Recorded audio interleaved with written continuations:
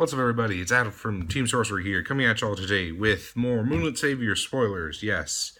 So this is our fourth wave. This is our introduction to fire, and I'm just going to jump right into it. I'm warning y'all now, the fire stuff is definitely something different than what the fire stuff has been for the past few sets, or at least here in the States for Force of Will, so I'm just going to jump right into it.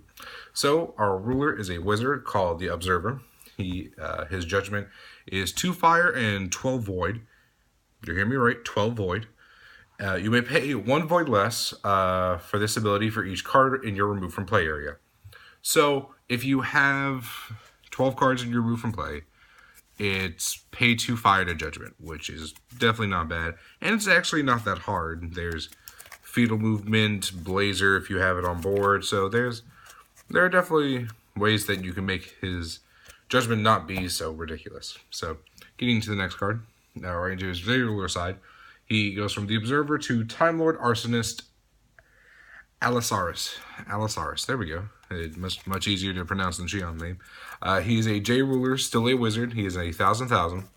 Whenever he enters the field, you may search your main deck for a card named Blazing Meteoropolis Velsavaria and reveal it, and then you may put it into your hand and shuffle your main deck. Resonators you control gain swiftness, target attack, and first strike. And he has a god art that is called Total Recall, which is funny because there's tons of puns you can put with it. It's 2 fire and 2 void. This card deals 100 damage to each J forward/slash resonator your opponent controls for each card in your remove from play area. Then you may put any number of cards from your remove from play area into your graveyard.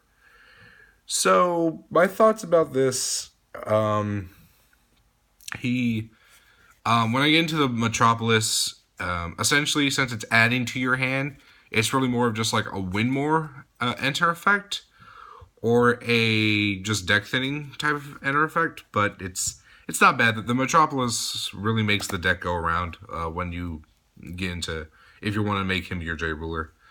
Resonators gain swiftness, target attack, and first strike is pretty relevant. The idea I have for it is that your resonators are going to be very you're running like a very low resonator count. You're running Rook Eggs, Guinevere's for your consistency and searching out. And you're really just running Lancelots and Cthulhu's. So, I mean, they already have swiftness, but giving them target attack and first strike is never a bad thing. Like, I never want to have to imagine a Lancelot with first strike. Like, that's just dirty. Maybe you can tech in the Ouroboros 12 Apostles card when we get farther into the spoilers. But, like, that card with swiftness, target attack, and first strike is pretty good. Like 2020 with all that, it's pretty good. And Total Recall, it's not a bad god art.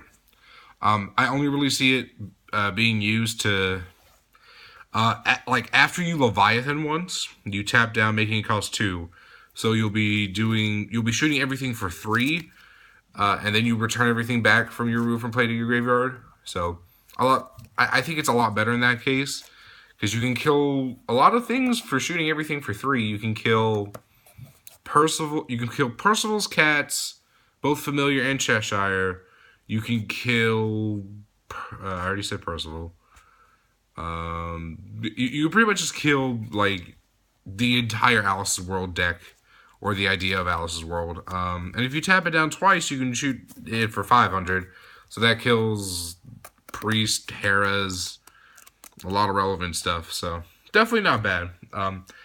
You really have to make a deck specifically around him in order for it to work. Like, you can't just splash him into anything. But he's definitely not a bad J roll. Definitely not. Next up is the Blazing Metropolis Velsavaria. It is a 4-drop, 2 fire, 2 void addition field. Fire, spell chance, and spell chant instance cards you control gain Remnant.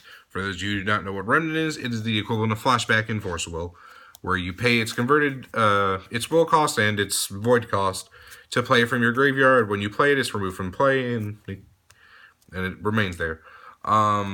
So this really ties into the fact that I'm going to remove everything in my graveyard, giving me essentially a second hand. And I'm going to perform God's Art, return my remove from play back to my graveyard, and then my hand just got replenished. My second hand just got replenished. And another really good card that I think this card might actually see sideboard play, depending on what decks come out. It's if a card would be put into the graveyard from anywhere, remove it from the game instead. So for you Yu-Gi-Oh players, it's a lot similar to Macrocosmos. I know there's a magic card. I think it's a white magic card that does the exact same thing.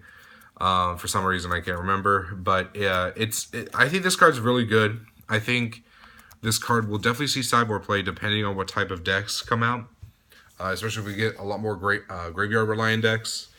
So definitely not a bad thing.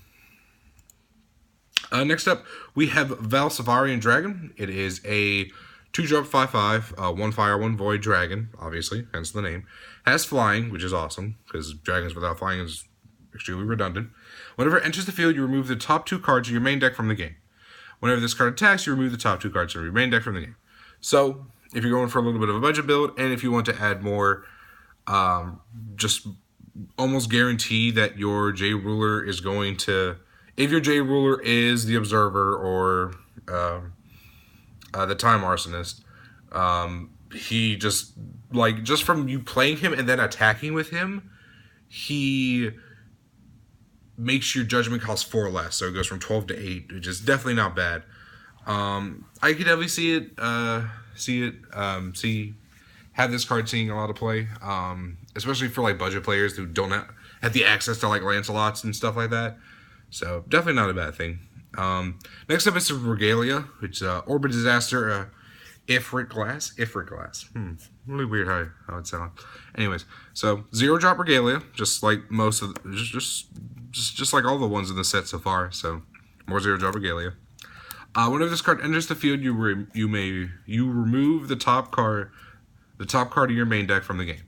Pay 2 fire, banish the card, put a non-Regalia card from your remove from play area to your hand. If your J Ruler is the Observer or the Time Arsonist, you may put up to 2 non-Regalia cards from play into your hand instead. Reveal any face-down cards before putting them into your hand. So, definitely not bad. I can definitely see... there's this guy at our locals has pretty much just a kill-all Lumia deck. Like, it's just burn and you don't have resonators.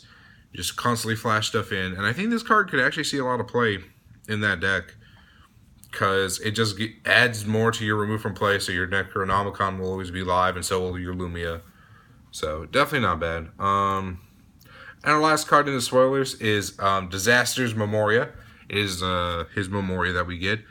It's if your J Ruler isn't the Observer or the Time Arsonist, it enters the magic field area arrested. Produce 1 fire, and then tap, remove the top card of your main deck from the game. So this card can net you advantage, to help you perform your God Art earlier. So that's everything today. So my initial thoughts on this guy is he's definitely good. You need to make your deck specifically around him. How I see the deck, honestly, I think this is gonna be burn. Because like essentially you'll run 4 Barriers of Flames. You'll run your Guinevere's, Rook Eggs, Lancelot's, Cthulhu's, and then really the rest of it's just gonna be burn. So like Thunders, Ghost Flames, Split Heavens, Purifying Fire, some form of Fetal Movement, because that just triggers your entire deck. Like, I could see Fetal Movement be a 4 of in the deck immediately. And maybe just, if not any of those, if you have any space left over, depending on your ratios, you could definitely throw in 1 or 2 Ouroboros. Because on turn 5, when you cast it, depending on what's in your deck or graveyard, you win. Because if you have him Judgment, your Ouroboros will gain Swiftness, Target Attack, and First Strike.